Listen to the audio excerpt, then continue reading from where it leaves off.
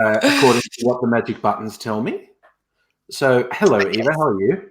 Hello, Andrew. I'm well. How are you?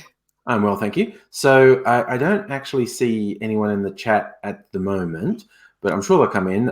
But yes, anyone who does come in, because besides us having a jolly old chat, are also going to multi-purpose this. Besides being a live stream on YouTube, it's going to be a podcast at a future date.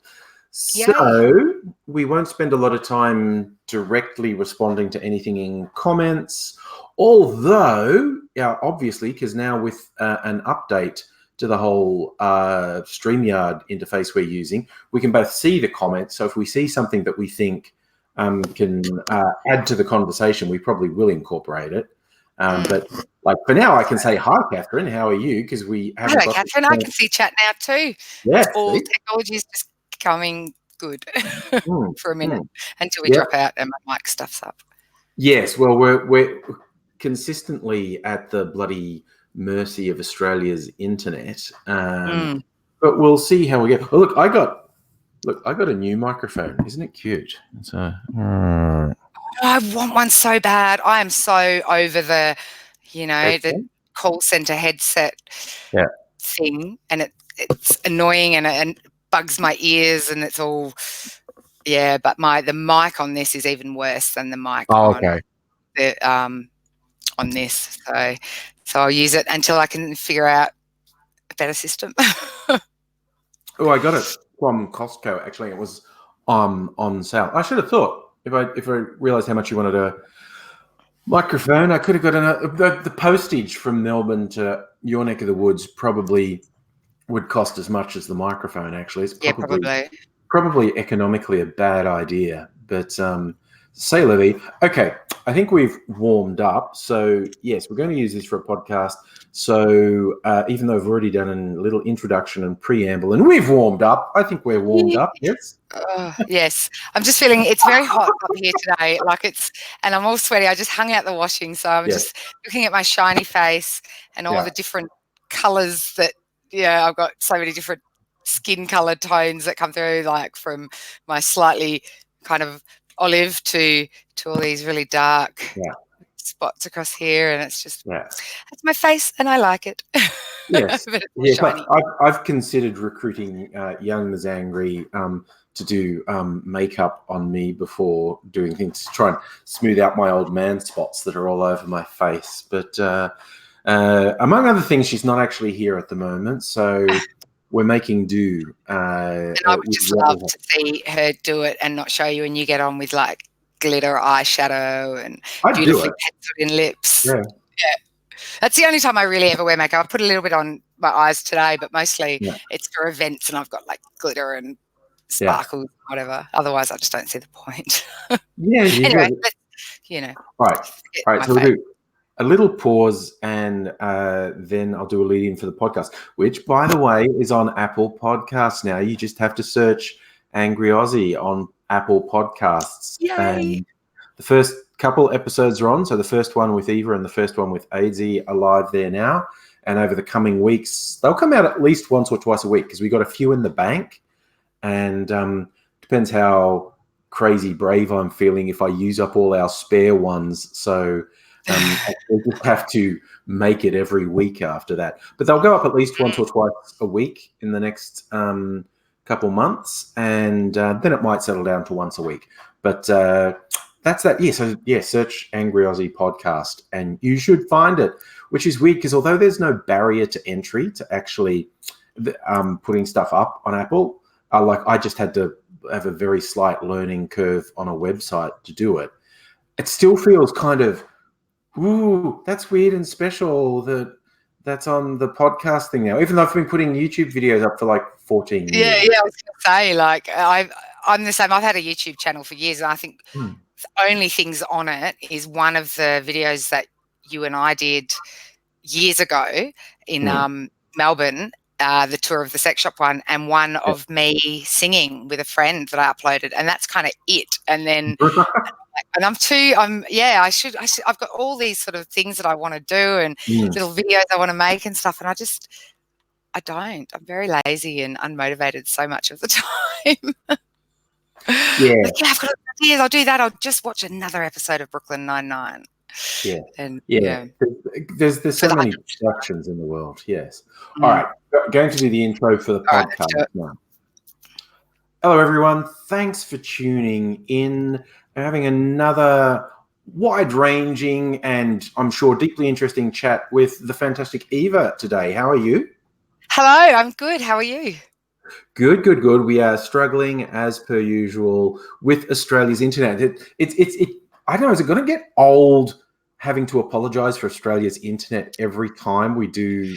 Look, it's been old for since how old's the internet? Yeah,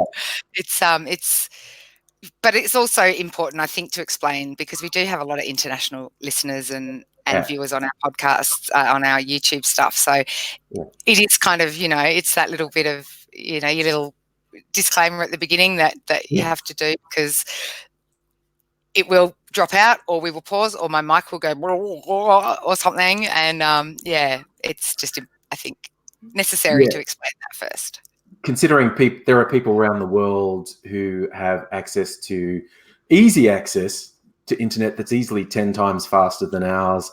It's a little embarrassing, but, we are going to soldier on.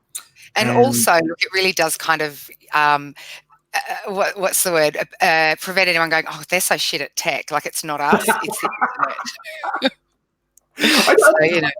I don't think anything stops people from whining and being obnoxious and saying you suck. But yes, there is. Also, yeah, true. But also, if anyone who knows me, and I'm sure I know a couple of people that are probably, if they're watching this, or listening to this, will be like, hang on, is they know my very strange consistency for technology to break around the vicinity of me, and I've always put it down to the fact that I have a magnetic personality. That's my excuse, that things break and freeze and stop working and drop out, and it's just it's consistently hilarious for everyone else and consistently frustrating for me.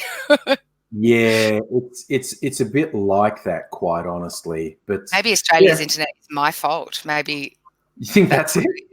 Maybe I would not, put it past the experiences of the last sort of, however long I've been working around with technology. Well, I think my failing that a lot of people know about me is, when it comes down to it, I miss flights a lot. Really? Yeah, I'm terrible because often with YouTube-related things, there's events in other cities and whatnot. Yeah.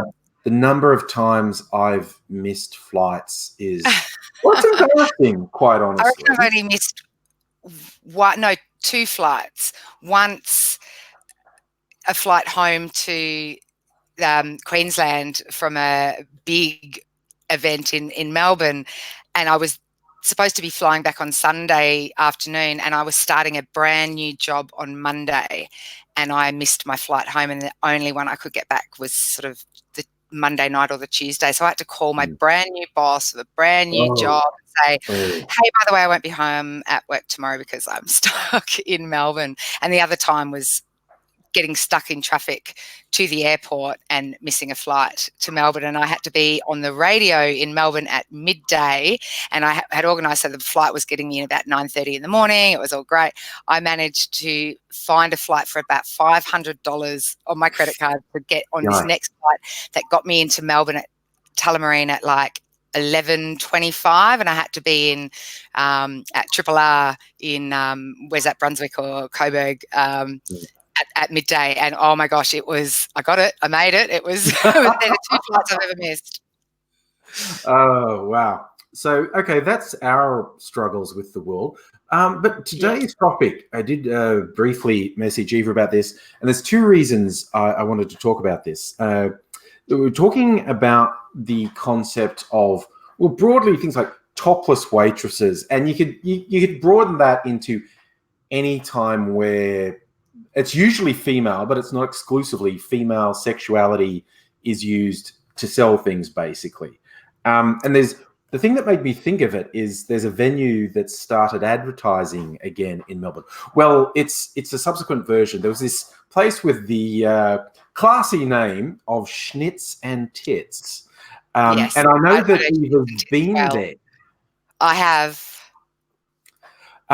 But there was apparently a falling out between a couple of different people who believed they own the rights to use the name. And so on top of everything else that went out, but they've started advertising again, but with a slightly different name of Schnitzel and Tits. I think they should have gone the whole way. Call it Schnitzel and Titzel. See, we're on the same page. Mm. They absolutely should have gone the whole way with that, I think. Yeah. But that happened. And, of course, you get things, like booth babes at conventions, bikini models. Oh, you. Oh, Yeah. Simpsons references for the win. There we go. Yeah, and boxing matches, you have bikini models holding up numbers between rounds. Yeah, grid girls, which have been a subject of, I think they're not grid girls anymore. I think that's something that's changed at the Grand Prix. Yeah. And it's an interesting topic because there are a lot of people who try to treat it as a black and white, yes, no, good, bad issue. Yeah. But I have this funny feeling that this is not how you see it. No, it really isn't.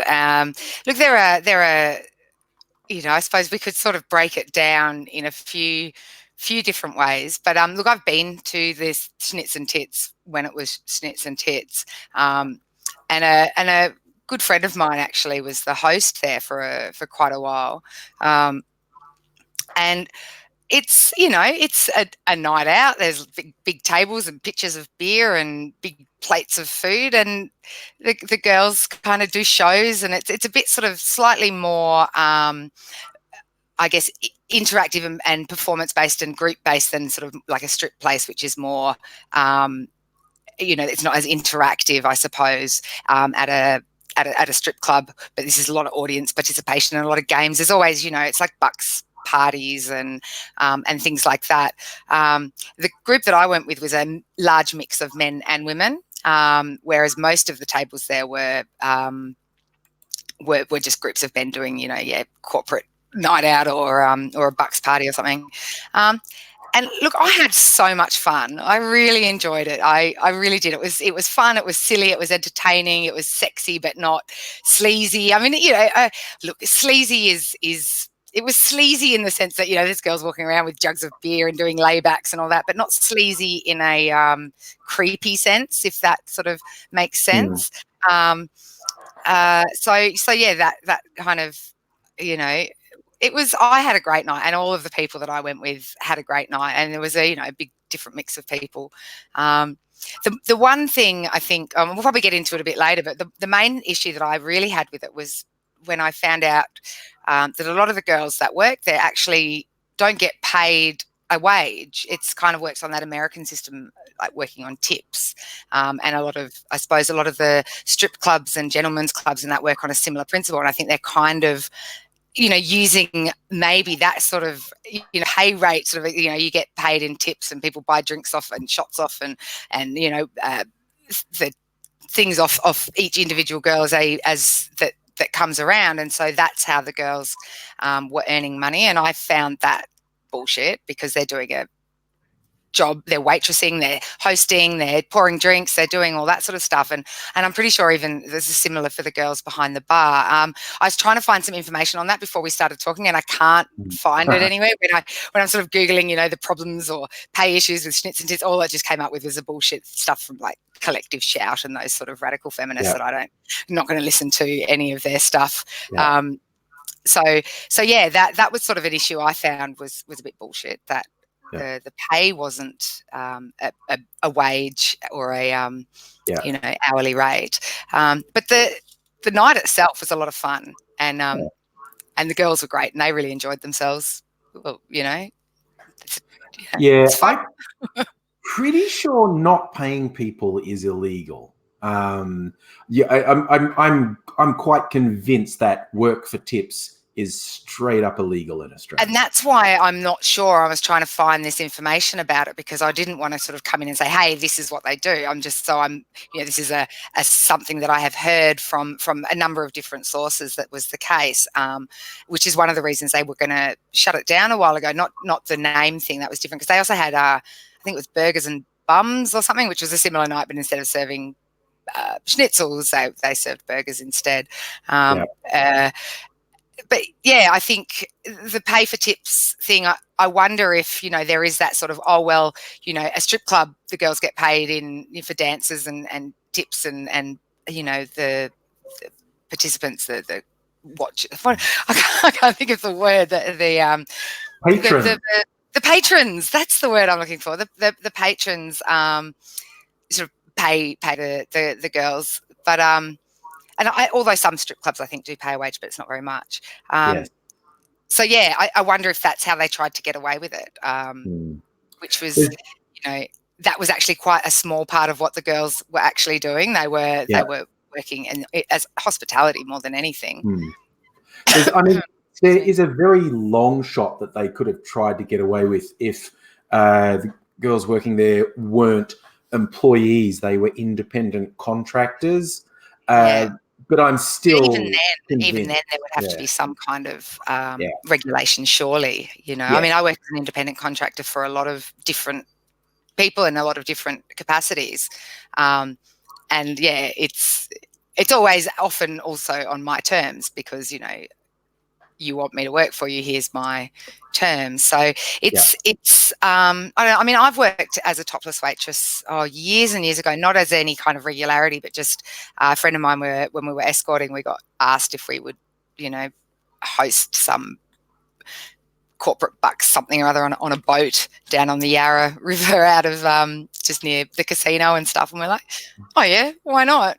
And that was an interesting experience, because I don't particularly like my breasts, and so I'm walking around going, oh, I bet everyone hates them as much as I do. I had a good day, good afternoon and evening on the boat, and got paid lots of money plus tips. But yeah, so I've worked in the sex industry in so many different ways for so long. I don't, the problems with these sort of jobs that I have with them are very different to your collective shouts and the general public's problems with these events. Yeah, I think to talk about the morality, for want of a better word to phrase it, to me, there's a couple variables in there. And the first one is, what's the environment like? Are the workers protected and respected? Is the boss fair, or is the boss a piece of shit? Because exploitation exists in all job markets. It's just slightly different if you're working in a sex industry related job. But it's also the environment. I think it's really different to say, should there be a venue like Schnitz and Tits, or a bar that advertises topless barmaids, and the booth babes and the grid girls, because one of them is like, here's the thing that's being advertised. It is literally all about the fact there are serving staff wearing revealing clothes or no clothes. Whereas, the gaming conventions, it can feel like, as someone who's just going because you're into the games or the pop culture or whatever, it can feel demeaning and off-putting if it's boobs and bums everywhere. And I think, there is a big difference in that. It's like you sort of, the whole do you come with the car sort of girls on for show. There is kind of no reason that she needs to be there. You're selling a car.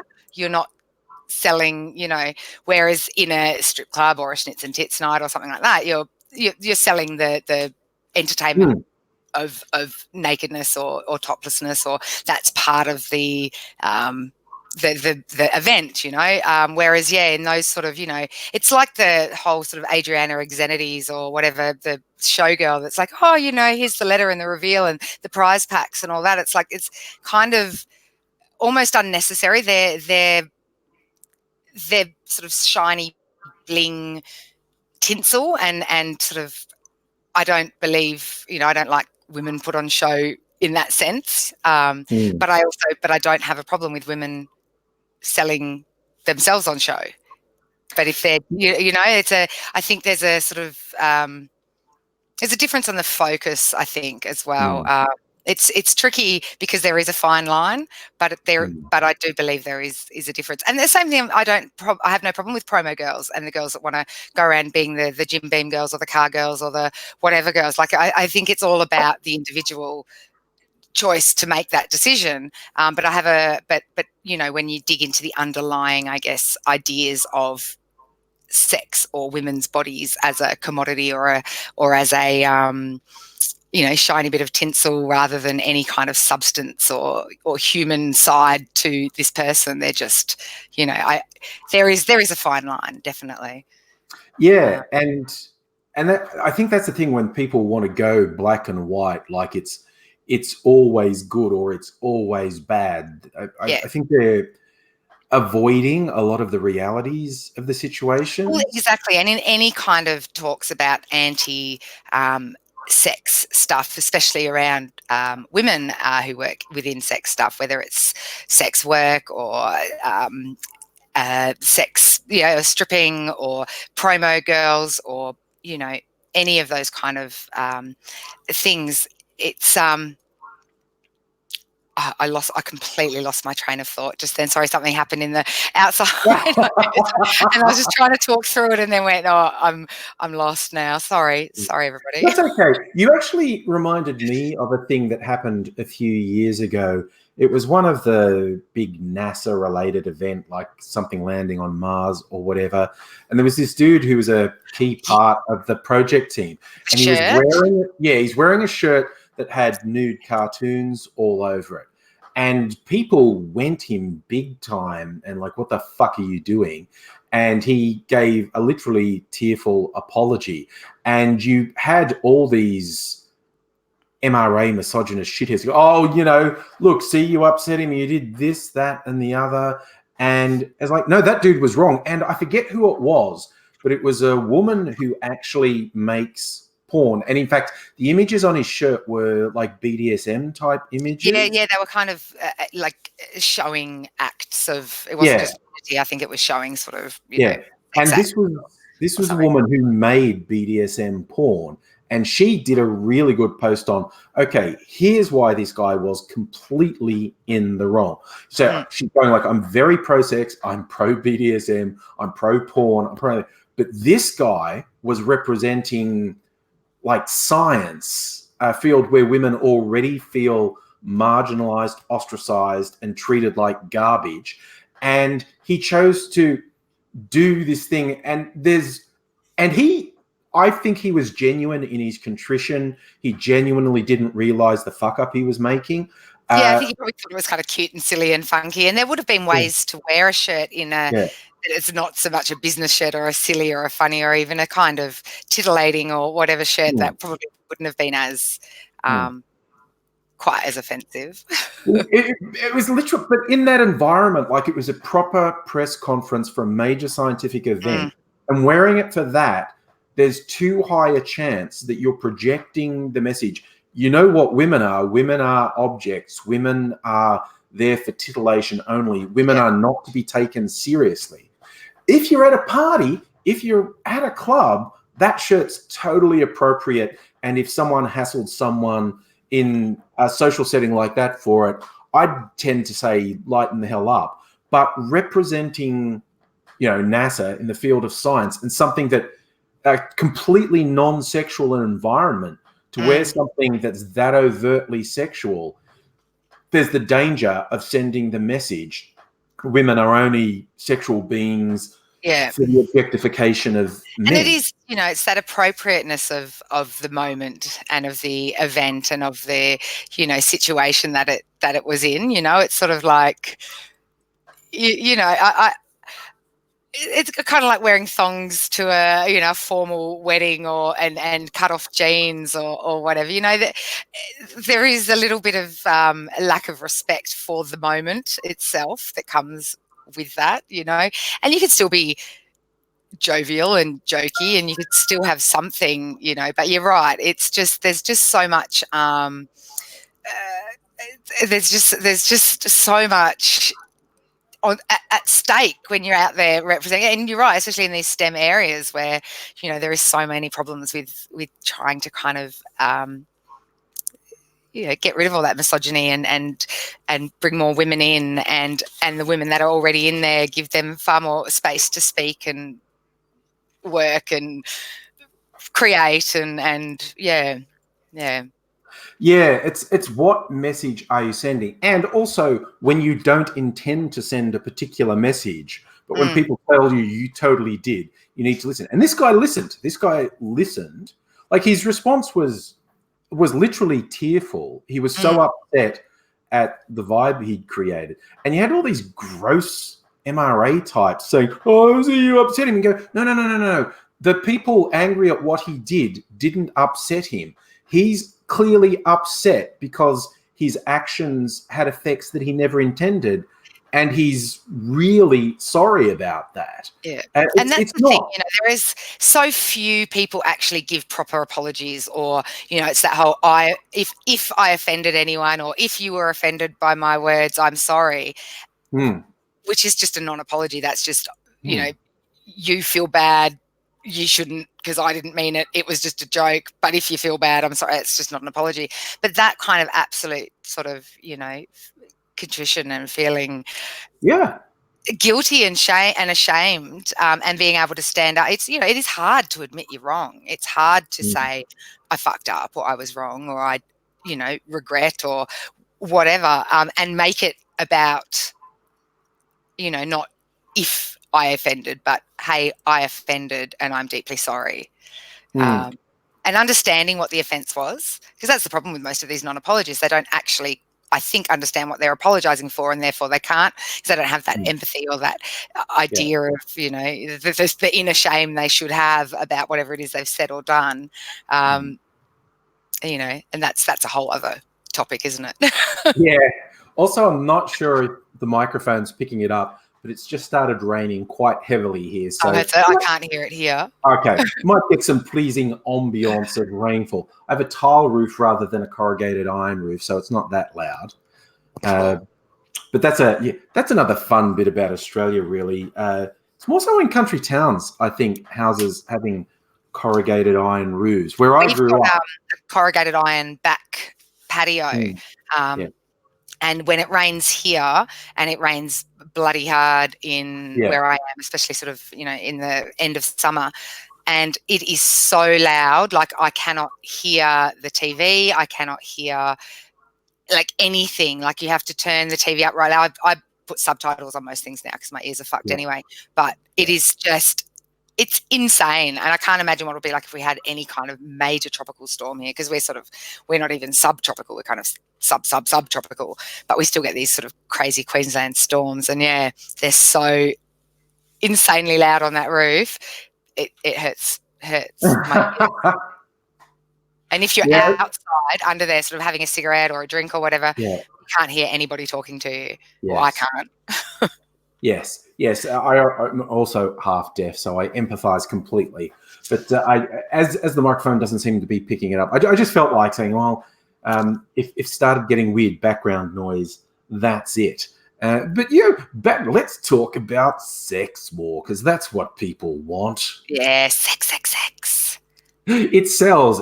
And that's the thing. We're saying, like, why are showgirls, booth babes, etc. there? It's always been this concept that sex sells. And I think I've seen quite a few studies that said it actually doesn't. But what I love, I've heard more than one person say this, talking about the history of advertising. It's a long time since most advertising, particularly high-end advertising, has been about selling you the product as such. It's been about selling you a version of yourself. Like, hey, so when, there's a sexy lady on a car, they are not saying this car is better because there's a sexy lady on it. They're saying, you know what we're saying, guys? Get this car and the sexy lady will get in it with you. I've done a lot of copywriting over the years, and studied a bit of copywriting and read a lot about sort of, emotive selling and all that sort of thing. And it really is I do a lot more. My copywriting is words rather than the visual, but the concept is the same.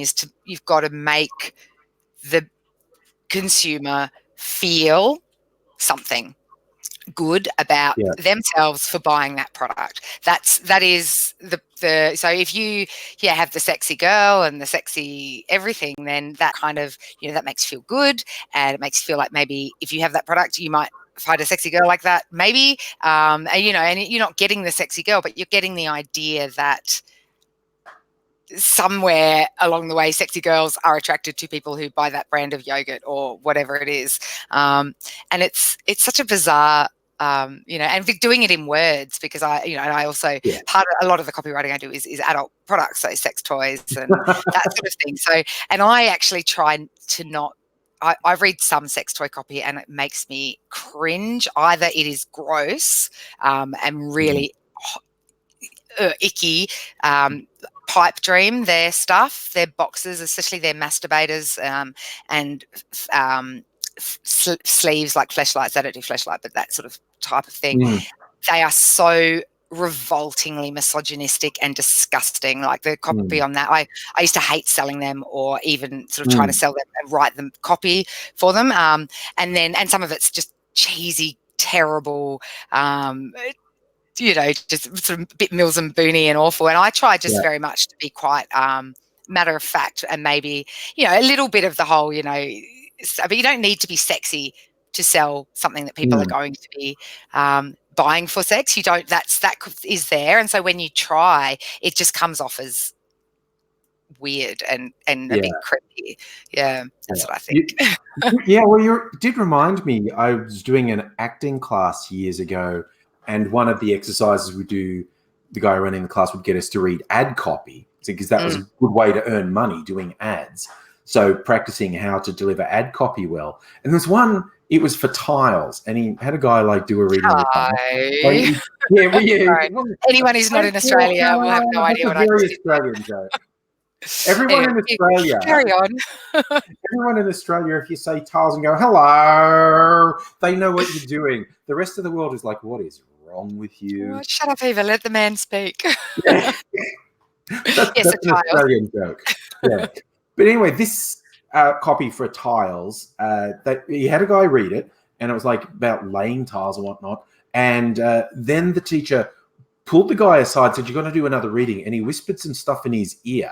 And it's basically, he said, all the language in this ad for tiles of all things is really sexual, or can be sexual. It was double entendres about laying and the touch and the smooth. And this guy was quite good looking. And he just said, he said it to him, make it all about sex. Read it back to the class now, and it's all about sex this time. And he did it. And the ladies in the class were like, damn, suddenly tiles seem interesting. There's an ad on the radio up here. I don't know if it's a national company somewhere. And I'm trying to think now what it's for. I think it's like for maybe hiring, like your Kennard's hire stuff, where you hire bobcats and jackhammers and that. It's something like that, or no, it's a gardening or a wood centre. And the innuendo in the ad is just dumb. Like, it's like, why? You don't need to use all the it annoys me every time it comes on the radio. Now I have to change it, because it's just, I don't know. It's not clever, and it's just, I don't know. And it shits me because just recently in the town that I'm in, all of the adult shops that are here, or there's only really 2 adult shops, but they're all forced to remove all of their billboard or advertising because of obscenity, where really all it said is adult shop, 500 meters or a kilometre. That was all it said. There was no, innuendo. It just said adult shop or the name. Yeah. And they've all been forced to move that. And I'm like, so they can't have a perfectly innocent sign saying up this way to, up this way. It wasn't even that innuendo. 5 kilometres to this shop, but you can have ads on the radio that anyone can hear. And, the whole reason, their whole kind of reasoning was, how do you explain to children, what is it? It's a fucking shop for adults. Explained. That argument is stupid. But but you can have these creepy, gross, sort of innuendo-ridden jokes on the radio to sell wood or a backhoe or whatever, and that's okay. And it's gross. Like, it's that thing, you can use sex to sell anything, but the minute you try and sell sex, everybody's got a problem with it. And that's one of the biggest hypocrisies of my world, and the activism and the stuff that I try and do. It's insane. Yeah, that's another thing. They're not differentiating between education and advocacy and titillation. Not that they're completely unrelated, but it's like, okay, let's plug the product. Eva's book, Teen Girl's Guide to Getting Off. Going to put it on screen for people who are seeing this on video. It's class book, and it's just actually being honest and saying teen girls should have open education about sex, and being open means here's how to make it good. Yeah, basically, I just have this no bullshit attitude to sex, and speaking about it and educating about it, because the minute you put all that shame and that innuendo and that bullshit onto it, it adds to the shame, the taboo, the mystery. And yes, you want a little bit of mystery in that sort of exciting sense, but sex itself should not be a mystery, because that creates dangerous situations. And we've got this weird idea that if we teach people about sex in any kind of honest, real, matter-of-fact way, they're going to run out and become hookers. And, I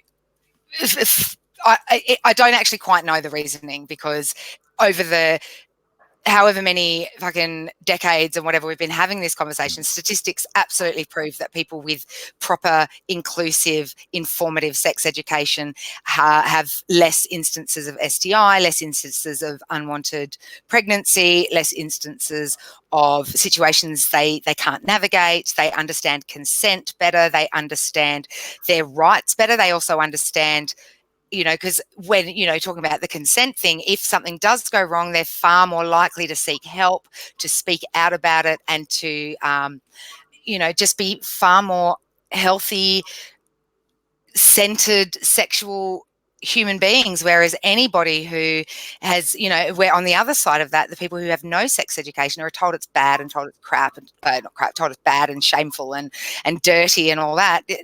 They're still having sex. People are still having sex. You want to have sex, you're going to have sex. You don't want to have sex. Yeah.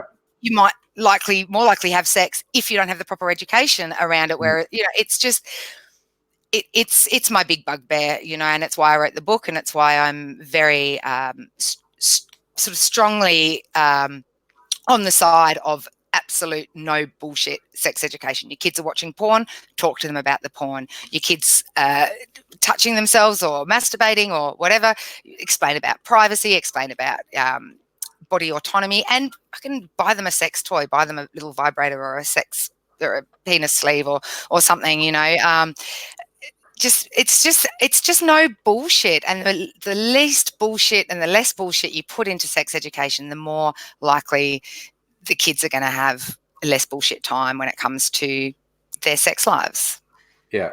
You just reminded me about how many decades sex toy vibrators have been sold as personal massages, and, or facial massages, or even the stuff that's a genuine massage tool. It obviously can do second duty. Well, that's like your Hitachi magic wand, which is like the sort of cornerstone be all of those plug into the wall body massages, fantastic vibrators. When they were first created, they were sold and marketed as a body massage, and they quickly became one of the highest selling sex toys in Asia, like of all time.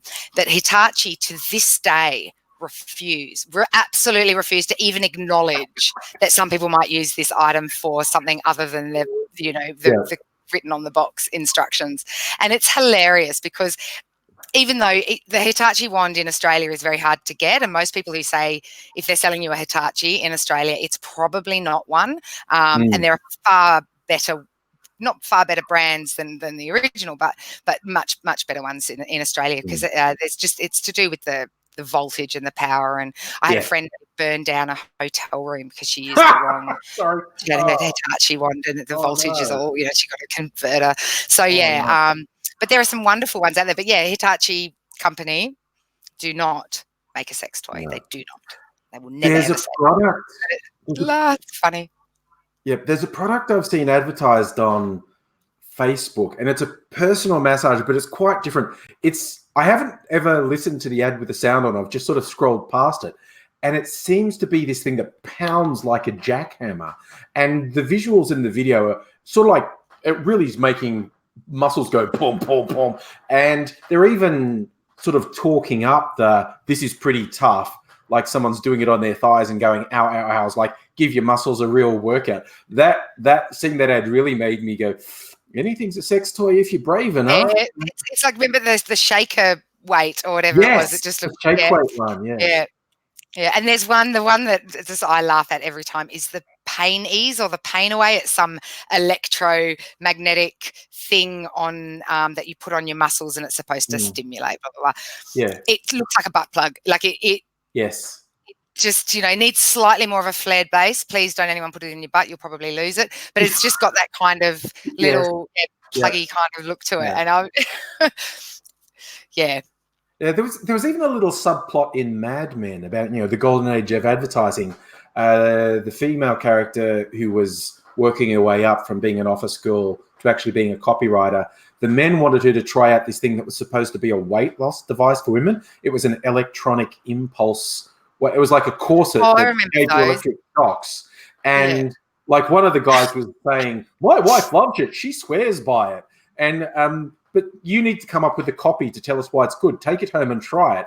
And basically having all these electronic impulses around your midsection, it gave her an orgasm. And she found a way to explain that to the guys at work the next day. And they were in hysterics. Particularly because one guy said his wife there is loves it. an old body wand massager ad from like the 50s or something, around the same time as all those. I remember sharing them with you a while ago on a podcast or video, like the Lysol douches and that sort of time. Take your amphetamines, put bleach in your vag, and have some cocaine for lunch, and you'll be fine. The 50s, what a time to be alive. But there's an old magazine ad that's got a like an all over body massager thing that's very phallic. It's nothing like the Hitachi one that doesn't look phallic at all.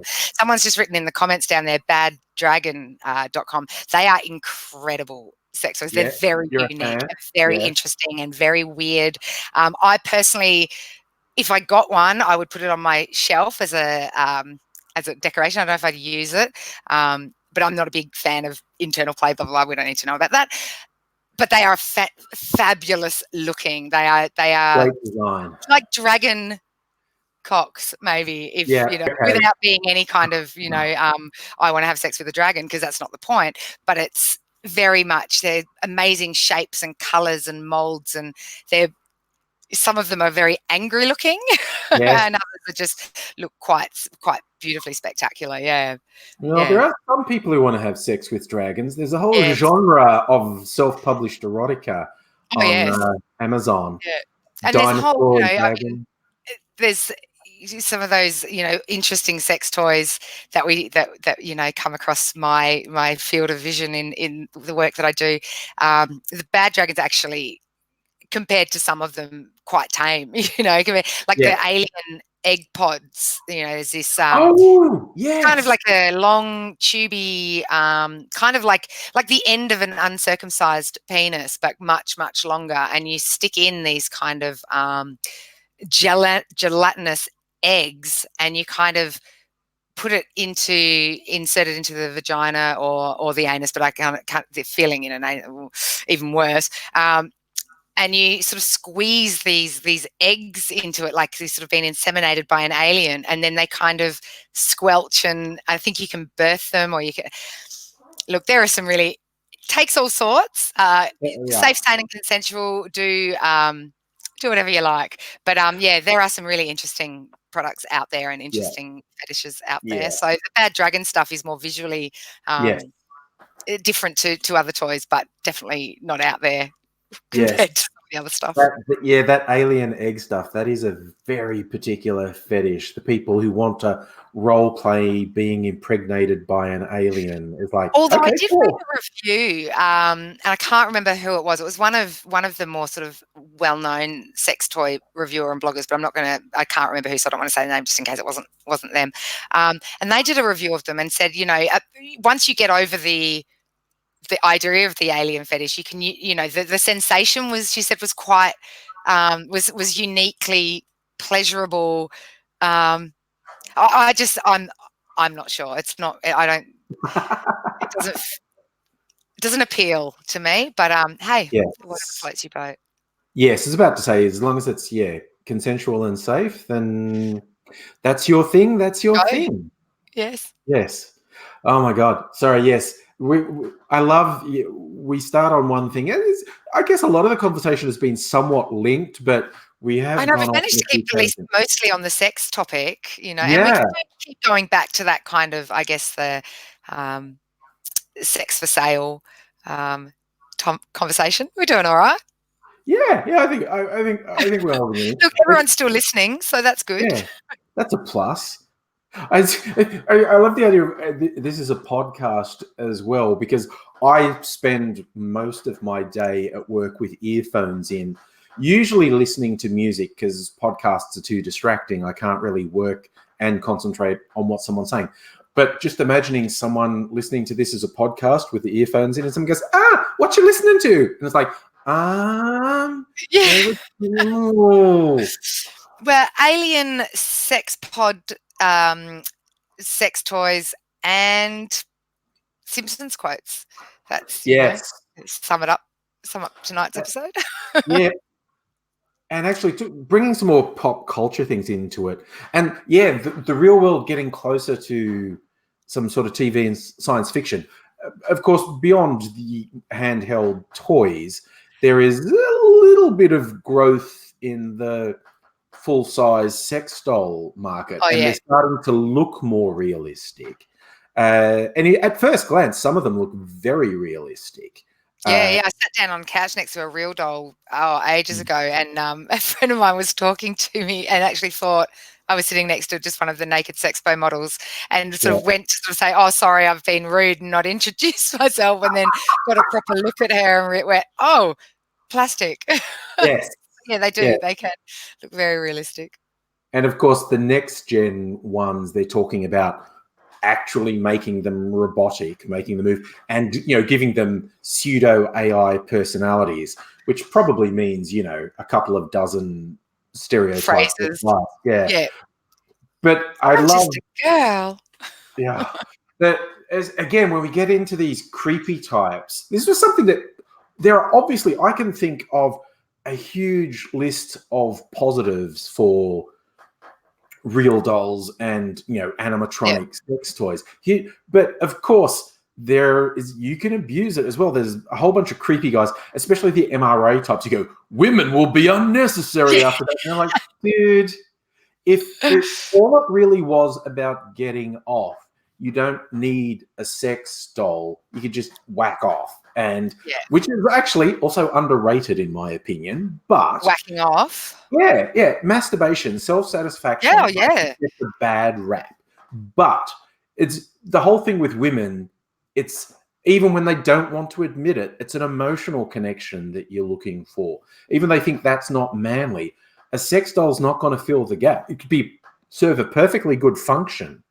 I do also like mocking them, and they're going like, I won't need a woman when I've got one. Like, dude, you are so bad at looking after yourself. I can't imagine you properly cleaning. Yes, I think we have talked about this so often because it's just gross. The idea of these feral little basement dwellers that have old cups of coffee that have been sitting there for 6 months and growing mold and all that. But you're going to look after your sex doll. She's not going to be full of, I don't even want to know what kind of ecosystems would grow in that environment. There's going to be an outbreak of a whole new sort of STI that's essentially self-infection. It's like all these people getting infected, and it's like, but I've never had a sexual partner. Yep, you managed to bloody infect yourself. Good job. Good job. Yeah. I know, I have no problem with the idea of sex toys or sex dolls. I mean, I think the sex doll thing is, it is interesting, because I think, that intimacy and that connection with, for me, sex toys is not a replacement for sex, and masturbation is not a replacement for intercourse or intimacy with another person or that sort of sex stuff. So I don't know.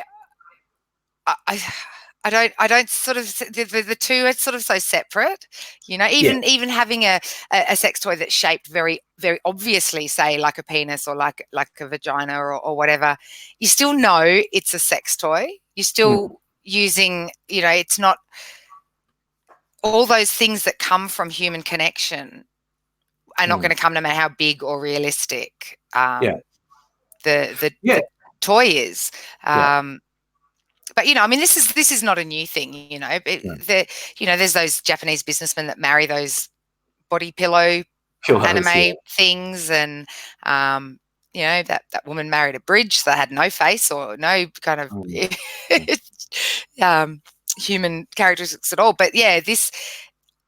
I don't know. I think most of the articles and most of the MRA kind of, women will become obsolete, or I think it's pandering to such a small number of people. It's just the shock value because it's a sex toy.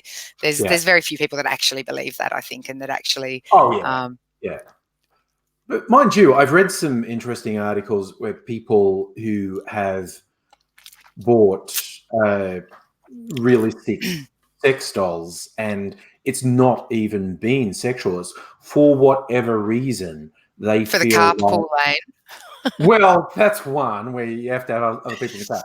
I was more thinking that they want to sleep with them and cuddle with them. People who, for whatever reason, rightly or wrongly, think sort of person-to-person intimacy is something they're not going to get. It's had a quite positive psychological effect. Sometimes it's because the people have a physical disability or illness that makes it difficult or impossible in their mind for them to form a relationship with someone. Sometimes it's just an emotional thing that they can't really interact with people, but they want some sense of intimacy. And that really opened my eyes when I read that. There were people, it was an interview with the original, the sex doll company, the CEO of the company saying, I've got letters from people and, they make me tear up. They're just expressing this really deep, genuine thanks, like saying, I didn't think I would ever sleep with a human body close to me again because of this circumstance, and this has made me feel like a better person. And look, when you put it that way, I think, you're right, and I'll backtrack a little bit on that, because there is, you do have, I suppose, from from being kids, having your favorite teddy bear or your favorite doll or your favorite kind of blanket, and as adults we do have our favorite things. And I know that when I'm sort of, if I happen to be sleeping in a bed alone, I've been sleeping next to someone for sort of 30 years or so, or 20 years, I put a pillow next to me, so I've got something to put my leg sort of over the way that I kind of drape it over whoever I'm sort of sleeping next to at the time. So I do get that, but I also don't know if that's just a body position comfort thing. I'm so used to sleeping that way that I can't in another way. But I do get that sort of. It still makes me feel a bit sad though, because of that. There are so many people out there that lack human intimacy, and I wish for them to be able to find a sense of human intimacy.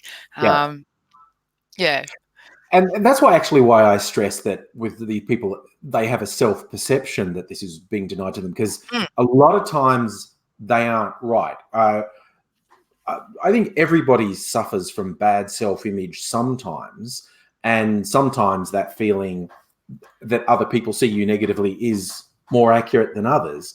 But I think there is a tendency to make people think if I'm not perfect, no one will love me, which simply isn't true.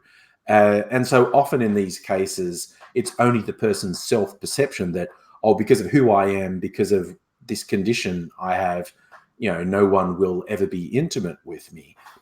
I think in more cases than people realize that simply isn't true, but it's also understandable that someone can feel like that. Yeah, absolutely. And I think that sort of goes back again, to what we were talking about before about sex education and inclusive conversations about sex, is there is a huge part of society, that's just left out of the conversation in general. Like if we're talking about, say, people with disabilities, sex education for people with disabilities, whether they're physical or cognitive or both, there's such a lack of resources and such a abundance of shame or secrecy around it, and that only leads to more problems, I think, especially the secrecy and the lack of information with young people being in very vulnerable situations and not quite understanding stuff, and that's some of the work that I do. I mean, I work in my sort of day job is working in disability support, in just a sort of disability support, nothing to do with any of my other work at all. But then in my work that I do with sex and sex education and things like that, I speak a lot about, advocacy for people with disabilities to have proper sex education and proper understanding of their sexual needs and their intimacy needs, because, there is this, if we can start opening up these conversations and creating more inclusive conversations to all abilities and everybody who, every human, has these lessons from, I think a lot of people would start to sort of find a lot more intimacy in their lives and feel better seeking it out as well, and feeling and understanding that they do deserve it and that they are desirable, and that there is, somebody out there for everyone in some capacity, if not, the full shebang. But, I think that's got a lot to do with, problems of loneliness and problems of shame and problems of guilt that come with a lot of people. And then, you've got some that manifested into ways that are pretty shit, and this is sort of stepping into that MRA incel kind of, that's an entitlement or an idea that you're deserving of or entitled to a certain form of intimacy. And that's very different to people who lack it for whatever reason and want it. And that's the weird thing, that someone for everyone line feels like a cliche, but it's almost universally true. There's, you can argue in certain circumstances, it gets much, much more difficult to find that someone. But when you look into that, particularly incel culture, but the MRAs generally, who say all those really negative, hateful things towards women because they're not getting what they want. As much as I hesitate to use a rating system, like what a person is sexiness out of 10, the commonality of these guys saying that, a woman they rate as an 8 or more out of 10 should pay attention to them because they deserve it. It's like, dude, until you start looking after yourself by your own scale, you're physically at best a 5, and emotionally you're about a fucking 2. So it's, and that kind of thing about, there's that great, I use it a lot. It's an old cartoon of some very fat, gross-looking dude sitting in his underwear on a computer keyboard saying something like, her nose is wonky, I give her a 3 out of 10, or something like this. The self, the self-image of themselves that, that O for the confidence of a mediocre white man that most women would kill for, because, there's so many, men are not given that sort of, those lessons of you are ugly until you wear makeup, you are ugly until you are skinny, you are ugly until you have the right haircut, the right clothes, the right fashion, the right this, that. So there was that a Tumblr or something that went around saying, how come men, as they get older, look so much better or whatever without makeup? And it's like, because they've always been told they do. They've never been told that they don't. And so that self-image of these guys, they don't quite, I don't think, that lack of awareness of, dude, you are a 2 at best in my eyes, and you're shitty. You're like, but trying to logically figure out the incels is a lesson in futility. Yeah, and it's like, I know AIDSy wants to do a series of discussions on actually reaching them, because he was mortified when he really looked into it. And he goes, I just thought they were just average, sort of frustrated, pissed off guys. But there's a mentality that can reasonably be called psychopathic in that subculture. And he's going, I had no idea they were that fucked. And he wants to help. Now, my point always is, whenever anyone, and I'm really only speaking to guys on this, actually, have an incredibly negative attitude about the relationships and women, it's very rarely, it's not given much daylight, gay guys having a similar complaint against gay men, although I know that does happen too. It's absolutely dominated by angry white cishet men, and I mean, I'm sure there's a a POC or whatever incel out there. I'm sure it's not all white men, but that majority kind of entitlement. I mean, I suppose in a sense, POC understand privilege very much so, and have always sort of, whereas white men do not understand and do not grasp the concept of privilege, and that that incel culture is absolute kind of proof of the lack of understanding of privilege and the gross their gross understanding of entitlement. It's fascinating, and I'm with AIDSy on that. I find it fascinating, not enough to want to actually talk to any of them, but I do find that I guess just that psychology quite fascinating. And from that point of view, I always start for, if someone's radiating this really negative attitude and it's wrong that bitches aren't putting out, it's like, okay, what's your end game, buddy? What is your actual end game? Let's not talk about how you feel, what's happened to you, how unfair society is. What's your end game? If your end game is, I want to get some action, we won't even talk about, meaningful emotional connection or relationships. You think you want to get some, well, you better friggin' make yourself attractive to that option. And that doesn't necessarily mean physically attractive. It's not limited to physical attraction. It's be a decent goddamn human.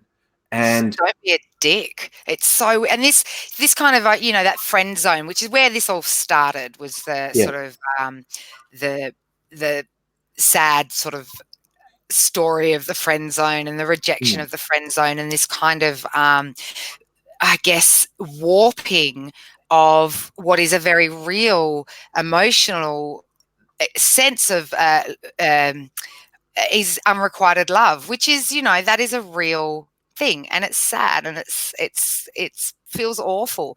The difference between unrequited love and the friend zone kind of thoughts is unrequited love is sad for you, and it's sad, but you don't put that on the other person, if that makes sense. Like the friend zone hatred comes from this idea that you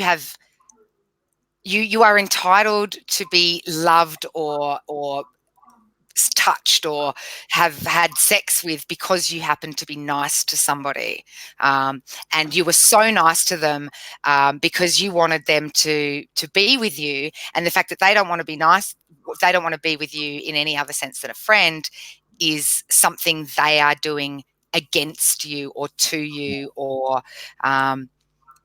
rather than, oh gosh, what a shame, and I'm really sad that somebody doesn't love me back, but I'm not going to put that on them or put that, this I have so many friends that are men, and we have these conversations sometimes, about the friend zone, and it's like I like the friend zone. I love being friends with all my friends, male, female, NB, trans, whatever. I don't know. I guess it's that entitlement idea of I'm entitled to sex because I've been nice to you, and that's my reward for being nice to you, completely disregarding the fact that sex is a mutually between the two people. It's or three people or four, but it's it's not a prize, and it's not a reward for being somebody's friend. And they also and if the gloss only reason you're over. friends with someone is because you think that they're going to one day have sex with you, then that's no friendship. And you know what? If they have friend zoned you and you're feeling terrible and shitty and awful because they've friend zoned you, then don't be their friend. Walk away. They'll get over it because you're obviously not a good friend to begin with. I don't know. Yeah, that's basically what. Yeah, and that's basically what I was going to say. Is like, if your motivation for being quote unquote nice was to trick or coerce them into having sex with you, you were never being nice. You're not a nice guy. Yes. You're a liar. But yeah, it is a weird thing to delve into. Like I say, I always want to say, well, what's your end game? And this comes down to, if I think it's at all possible to talk to someone with views that I find repugnant, and just go, what's your end game? What's your point? And also, this also works with racists when they try and talk around a thing and say, oh, blah, blah, blah, blah. And I go, and your point is, where are we going with this? It's like that thing of someone says something racist or sexist. It's like, oh, can you? I don't. Yeah, it's a joke. Oh, can you explain the joke? I don't get the joke. What's funny about it? And you watch people kind of tie themselves in knots trying to justify their racism. So that Schrodinger's douchebag, just will decide whether it's, I was just telling a joke or, on the reaction of the people around them. Yeah, even I remember Krusty the Clown saying that on Simpsons when he's running for political office, and he says something awful, and the audience goes, "Oh!" and he goes, "It was a joke. How many times do I have to explain? If you react like that, it was a joke." Back to the Simpsons, we're doing well. I know. It is impossible to get away from Simpsons. Oh my God, that reminded me of a funny story, completely unrelated. We always do this. Australian rapper, comedian, writer Briggs. Great if you've never got him. His solo stuff and the stuff he did with Trials under the name AB Original. He's been on a lot of Australian TV with his comedy stuff as well. He got a job writing TV shows. If you are overseas, please look up an Australian TV show called Black Comedy, and it's fantastic. What I think is funny is, particularly for a lot of international audiences, I also think this is the case for a lot of the wide audience in Australia. You literally go, what the hell is going on here? You go, this is Indigenous humour. You've been used to people making jokes about Indigenous people. This is the jokes Indigenous people make. And most of it translates to just about anyone. But a lot of it, you have to get on the wavelength. You really have to get on the wavelength of it. But Briggs has been in that, and he's on Charlie Pickering's show. He's done a bunch of stuff. But he got a job writing on Matt Groening's new animated show, Disenchantment. He works in which was amazing for an Australian to get a job in a high-profile Netflix show like that. And I think, I don't know, they'd been looking for different people that they'd never used before, and someone must have shared some internet clips of Briggs with them. And when they found out he was a writer, not just a comedian, they got him in. And I love, I've seen a couple of interviews with Briggs talking about, because he's a Simpsons fan from way back. And he said, I slipped once. I was talking to Matt Groening in the writer's room, and I actually did a Simpsons reference, because I just do that all the time.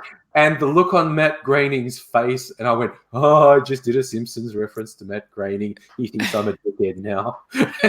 He's just like, he died. He'd be so used to it, but yeah. He just said, I died a little deaf, because the look on Matt Groening's face was, really? you're really doing a Simpsons reference to me. See, my dream thing, like, and his Briggs's is getting some kind of Simpsons type stuff. Mine, if as you can see sort of behind me and in other things we do, would be I would love someone to hire me to do something, anything Jim Henson, anything kind of, this new Labyrinth, Dark Crystal that's out on Netflix, which I haven't had a chance to watch because I have worked 7 days in the last week and I'm work today, and I'm like, I will get to it. I just the thought of being a part of that, even just to be, famous, slightly famous enough to be a guest on, Sesame Street or something like that, and that would be really cool. Yeah. Yeah. Okay. We're letting our secrets out. We want to work on a big That's show. Hey out there for all the Henson and creature feature producers watching this. I've got a great voice for animation. I'm sure I could. I don't know. Absolutely. I've always wondered if I'd have a good voice for animation. Yeah. No, I reckon you have a great voice. Very strong voice. I could do I don't know, something gravelly. I don't know.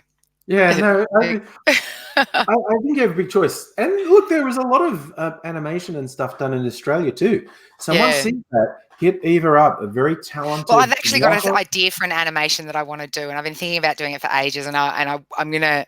I need help because I'm cannot animate anyway. But it's more I just need help with script, help with everything. I hate being up here with none of my creative network. We should work on that. I know a few animators, so because I'd love to. I'd love to do something fun. That's a fun thing to.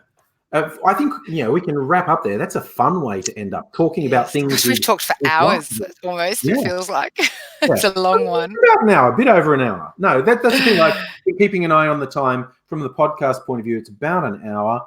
I hope you've enjoyed listening. If you're watching this on YouTube, I hope you've enjoyed watching. Hope you come back for more. Yes, if you're not subscribed and you like podcasts and you'd like our voices keeping you company in your ear holes, just search Angry Aussie Podcast on the it's available on the Apple platform. iTunes, did you say?